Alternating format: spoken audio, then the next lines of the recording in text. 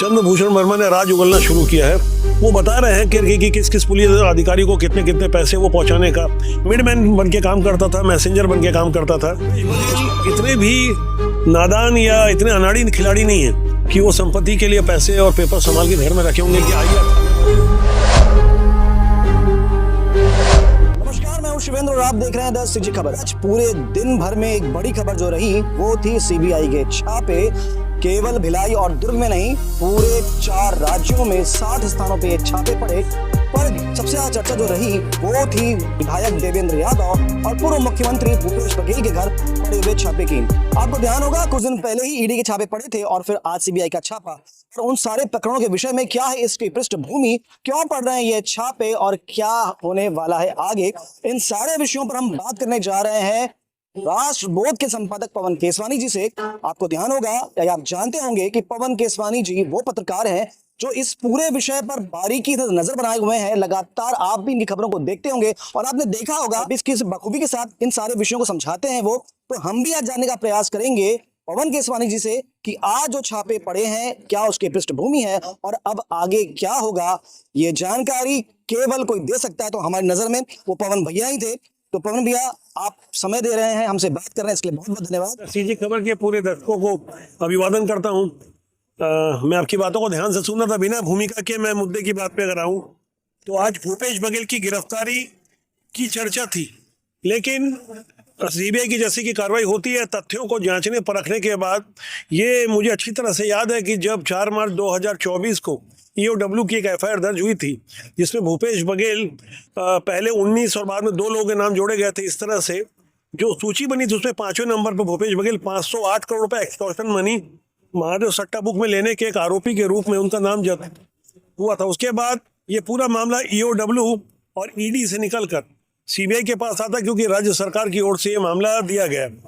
और उसके बाद जो इन्वेस्टिगेशन हो रही थी तो आज 4 राज्यों के 60 स्थानों पे जो छापेमारी हुई है वहाँ भूपेश बघेल का सीधे तौर पे कनेक्शन था। और ये ऐसा माना जा रहा है कि भूपेश बघेल मुख्यमंत्री नहीं होकर कोई संगठित गिरोह चला रहे थे, क्योंकि इस महादेव सट्टा वाले मामले में मैं बड़ी जिम्मेदारी के साथ ऑन कैमरा इस बातों को कह रहा हूँ कि भूपेश बघेल, उनके पुत्र चेतन बघेल यानी बिट्टू भैया जिसको बोलते थे, उस पर शुभम सोनी ने नवंबर 2023 में विधानसभा चुनाव के पहले एक वीडियो जारी कर कुछ खुलासा किया था। तब ये माना जा रहा था कि मामला कुछ पॉलिटिकल होगा क्योंकि चुनाव था, लेकिन धीरे धीरे जिस तरह से तथ्य सामने आए उसके बाद लगातार भूपेश बघेल की गिरफ्तारी की संभावनाओं को ध्यान में रखते हुए हमने वीडियो बनाए और आज उसी की परिणति रही।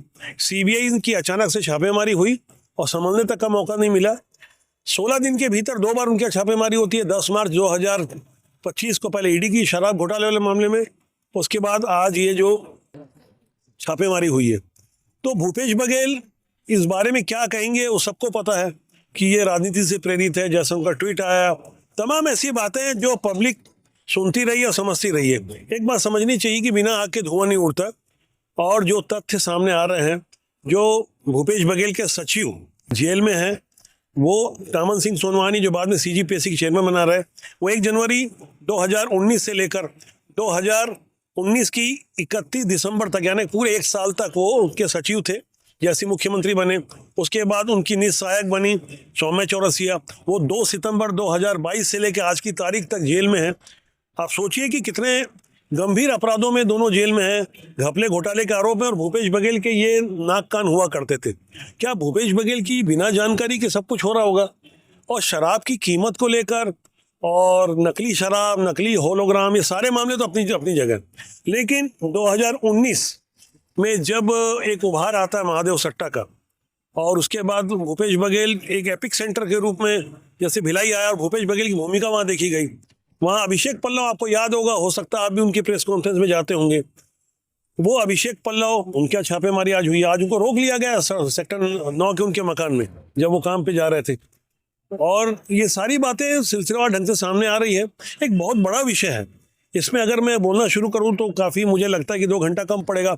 यूट्यूब की ऑडियंस वैसी थोड़ा अधीर होती है, कम समय देखना पसंद करती है, तो हम गागर में सागर भरने की कोशिश कर रहे हैं और कुछ जानना चाहते थे पूछिए। तथ्यों पे मोटा मोटी तथ्यों की बात करें तो किन तथ्यों के आधार पर ये छापेमारी कार्रवाई आज हुई है? ना कोई मुखबिर होगा, कुछ ना कुछ तो तथ्य आए होंगे जिसके आधार पर सीबीआई पहुंच गई। आप चंद्रभूषण वर्मा की बात शायद जानना चाह रहे हैं। जी हाँ। चंद्रभूषण वर्मा वो एएसआई है जो जेल में है और काफ़ी खफा रहने लगा है, क्योंकि वो पहले बोलता था कि मैं विनोद वर्मा का रिश्तेदार हूँ, जो भूपेश बघेल के राजनीतिक सलाहकार हुआ करते थे और कभी पत्रकारिता करते थे और फर्जी सेक्स शेड्यूल मामले में गाजियाबाद दिल्ली से गिरफ्तार किए गए थे और आरोपी भी हैं। तो चंद्रभूषण वर्मा से जो जेल में पूछताछ हुई, सीबीआई के अधिकारियों ने पूछताछ की और चंद्रभूषण वर्मा ने राज उगलना शुरू किया है। वो बता रहे हैं कि किस किस पुलिस अधिकारी को कितने कितने पैसे वो पहुंचाने का, मिडमैन बन के काम करता था, मैसेंजर बन के काम करता था, किसको 25 लाख, किसको 50 लाख। तो अभिषेक पल्लव की खास भूमिका आ रही है, संजय ध्रुव की भूमिका आ रही है, आनंद छाबड़ा जैसे आईएएस की आ रही है, 2001 बैच के आईएएस हैं, पंजाब से हैं, बिहार के अभिषेक पल्लव, महाराष्ट्र के आसिफ शेख और आरिफ शेख, और इसी तरह से ये एक और हैं सूरजपुर के, यहाँ के स्थानीय जो कई और आईपीएस अधिकारियों के यहाँ जो छापेमारी हुई, वो कोई यूं ही छापेमारी नहीं हो रही है। उसमें काफ़ी बातें सामने आ रही है। प्रशांत अग्रवाल सूरजपुर के, उनका इन्वेस्टमेंट भिलाई में है, उनकी रिश्तेदारी एक बिल्डर के लड़के से, और करीबन 5,000 करोड़ का इन्वेस्टमेंट भिलाई में इंडस्ट्रियल एरिया कुछ फैक्ट्रियों में हुआ है, इसकी जानकारी सामने आई है। और वो उस बिल्डर के लड़के के सगे साड़ू हैं। इसके बारे में हम कुछ जानकारी आगे और देंगे और काफ़ी पड़ताल चल रही है इसमें। अभी देखिए, जो अघोषित संपत्ति है उस पर कुछ बात हो रही है और ये काफ़ी चालाकी के साथ उनको, चूंकि पहले से पता चल गया था कि केंद्रीय एजेंसियां काफ़ी स्मार्ट हो गई है। मुझे अच्छी से याद है 24 या 25 फरवरी 2020 की थी, जब पहले इनकम टैक्स की छापेमारी हुई थी। तब वो कोरोना काल का शुरुआती दौर था, नया नया कोरोना भी आना शुरू हुआ था। तब सौम्य चौरसिया के घर छापेमारी हुई थी। तब एकमात्र राजनेता की छापेमारी हुई थी, वो थे एजाज ढेबर। शराब घोटाला का मामला था, वो मामला जरूर अलग था, लेकिन भूपेश बघेल इतने भी नादान या इतने अनाड़ी खिलाड़ी नहीं है कि वो संपत्ति के लिए पैसे और पेपर संभाल के घर में रखे होंगे कि आइए आप छापेमारी कीजिए। तो जहाँ जहाँ इन्होंने प्रॉपर्टी बिछाई है, जैसे सौम्य चौरसिया की 29 प्रॉपर्टी के बारे में पता चला है।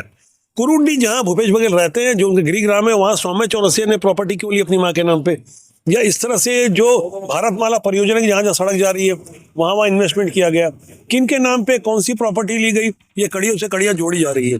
ये सूची काफ़ी लंबी है। जब एक सेक्रेटरी के 29 मिल सकती है तो बाकी का क्या हाल होगा। और भूपेश बघेल ने जो बेनामी संपत्ति बनवाई है उस पर समीक्षा हो रही है। ये पैसे कुल मिला के एक स्विस बैंक माना गया, उसमें भिलाई के एक बड़े बिल्डर हैं, इनके यहाँ छापेमारी हुई थी। अब वो भी रडार में आया तो पता चला कि कड़िया से कड़िया जुड़ती है।